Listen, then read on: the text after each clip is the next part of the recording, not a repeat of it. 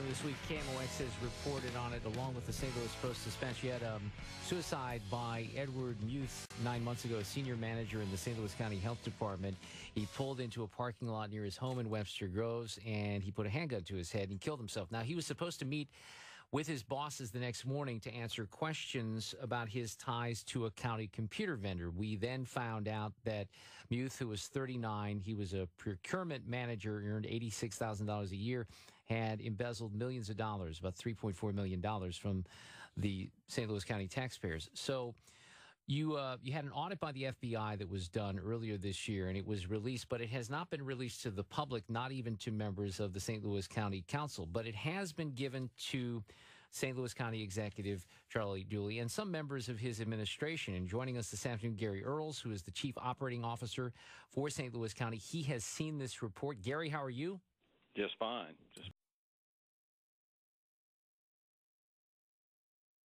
Thanks for coming on here. So this report essentially detailed how this money went missing over a period of time, right?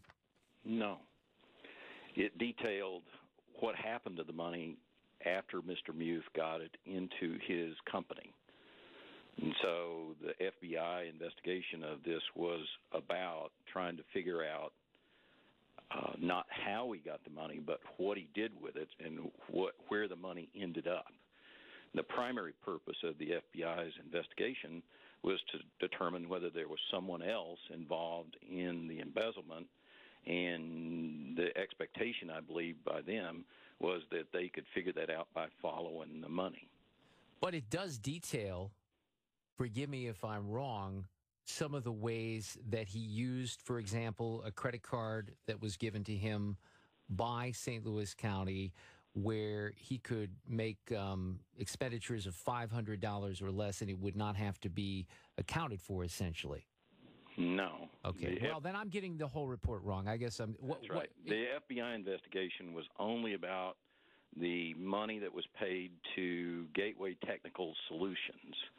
We've conducted other internal investigations that have looked at Mr. Muth's use of P cards or purchasing cards.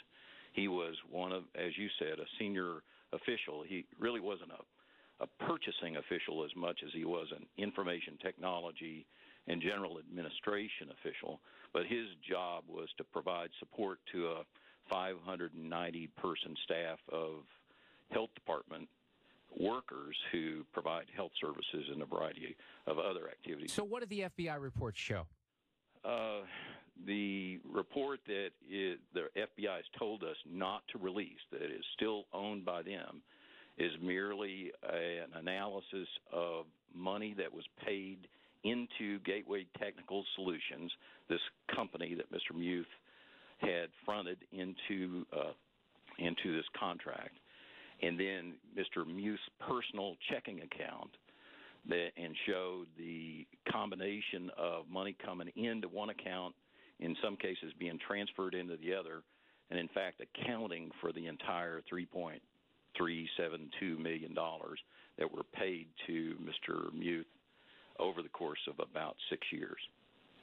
And it only shows basically that he was involved in this, that nobody else was involved. That was the conclusion that they gave us, and they released to the public. So, and in fact, that was their purpose. Their purpose was, well, actually, I think there were two purposes, but number one purpose, as requested by our county police department, was to help them determine whether there was someone else involved in this by tracking the money.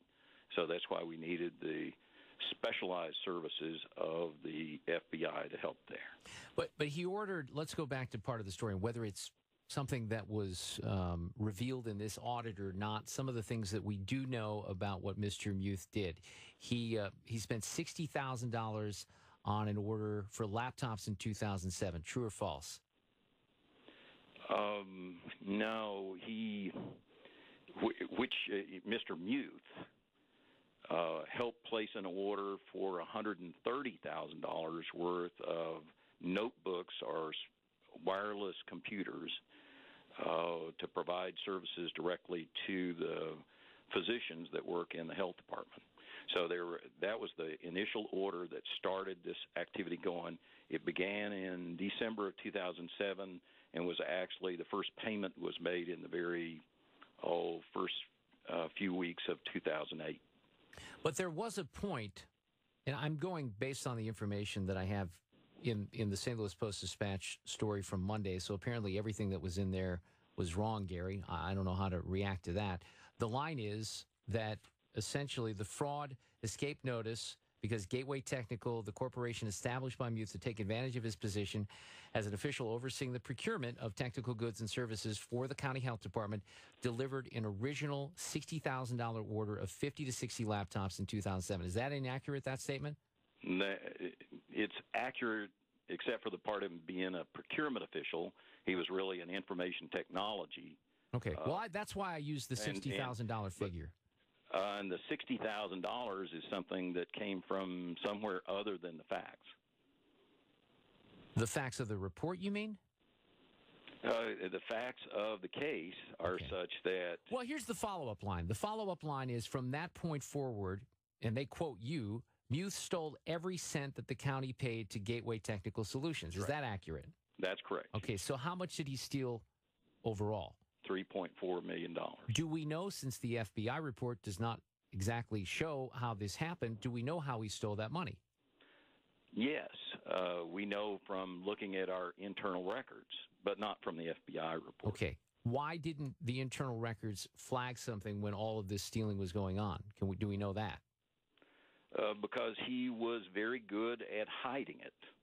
He hid it in plain sight. He put it in the course of normal business, and him representing not only the county government side of this, or in fact the health department side of the transaction, but also the contractor side, and he managed to cover it by just following the regular procedures for purchasing.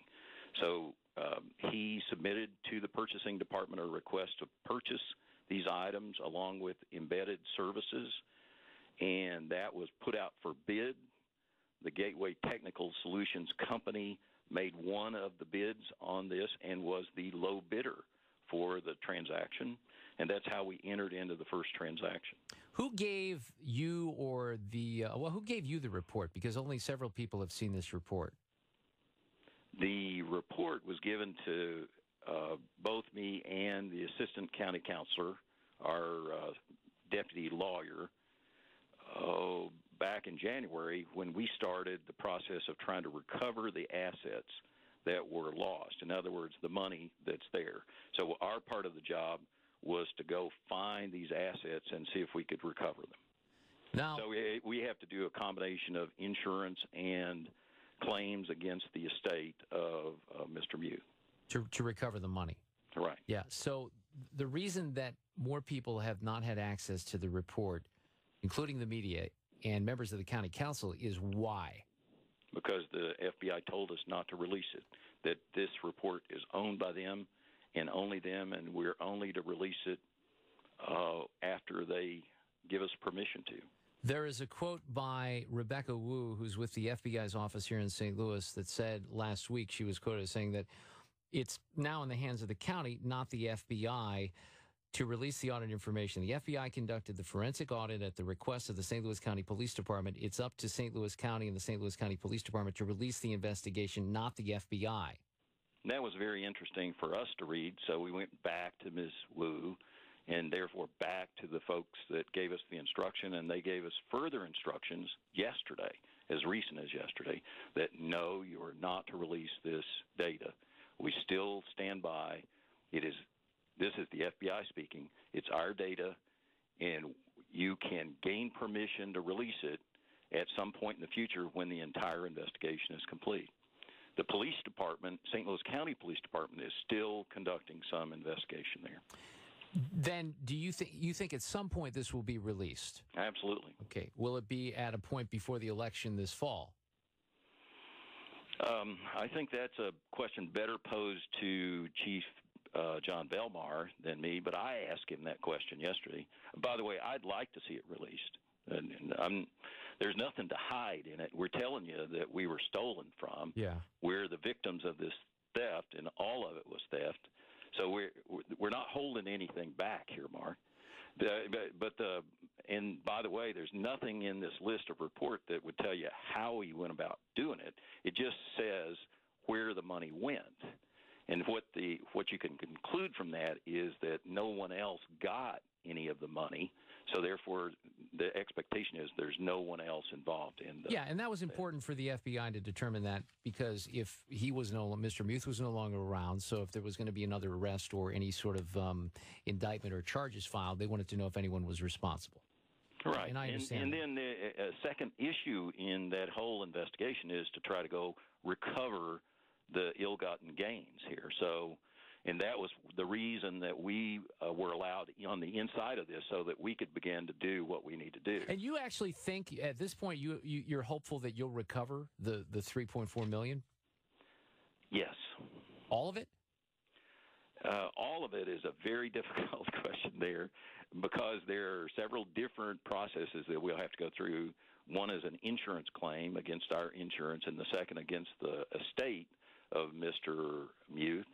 And I can tell you there's not $3.4 million left in the estate, right. So it'd be a combination of those two things. Gerry, I appreciate you coming on here. Well, you're very welcome. Gerry Earls, and I got to cut it short. I wish I had some more questions, but we're out of time this afternoon, so that's something to keep tracking in the future. I still don't understand why there's this conflicting information between what the FBI told the Post-Dispatch on Friday and what the county says, and what apparently the FBI said yesterday to the county, because there are members of the county council frustrated by the fact that they haven't even seen this. Enjoy affordable work.